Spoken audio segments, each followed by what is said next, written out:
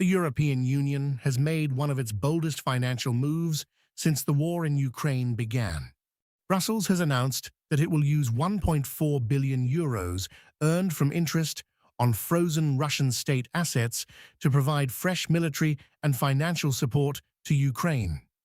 The decision marks another major step in Europe's strategy to make Russia pay, without directly confiscating its sovereign assets.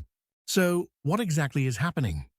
Since Russia launched its full-scale invasion of Ukraine, Western nations have frozen roughly 300 billion euros worth of Russian central bank reserves held abroad. Most of that money remains untouched. However, those frozen assets continue generating interest and investment income while being held by financial institutions. Now, the European Union has decided to redirect part of those earnings, rather than the assets themselves, to support Ukraine. The latest package amounts to 1.4 billion euros and is expected to help finance military equipment, ammunition, and other urgent defense requirements for Kyiv. European leaders argue that Russia should bear some of the financial cost of the destruction caused by the war. They say using the interest generated from frozen Russian assets is legally different from permanently seizing the assets themselves. That distinction has become crucial. Many governments remain cautious about outright confiscation, fearing it could raise complex legal questions and undermine confidence in international financial systems. By using only the profits, Brussels believes it has found a legal pathway to continue supporting Ukraine while maintaining pressure on Moscow. Russia, however, strongly rejects that argument. The Kremlin has repeatedly condemned the move, calling it illegal and warning that European countries could face retaliation.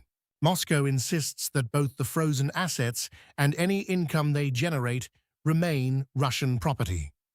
The dispute adds another layer to the growing economic confrontation between Russia and the West.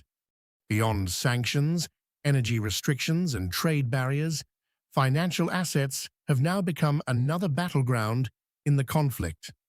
For Ukraine, the additional funding comes at a critical moment as Kyiv seeks more ammunition, air defense systems, and military equipment to sustain its resistance against Russian forces. European officials say support for Ukraine will continue for as long as necessary, despite increasing financial pressures across the continent. The decision also sends a broader geopolitical message. The European Union is demonstrating that economic tools can be used alongside military assistance to influence the course of modern conflicts. Whether this financial strategy becomes a long-term model or sparks further retaliation from Moscow remains to be seen. But one thing is clear. The war is no longer being fought only on the battlefield. It is also being fought through sanctions, frozen assets, and billions of euros that could shape the future of the conflict. If you like this video, then like, share, and subscribe to Mirror Now.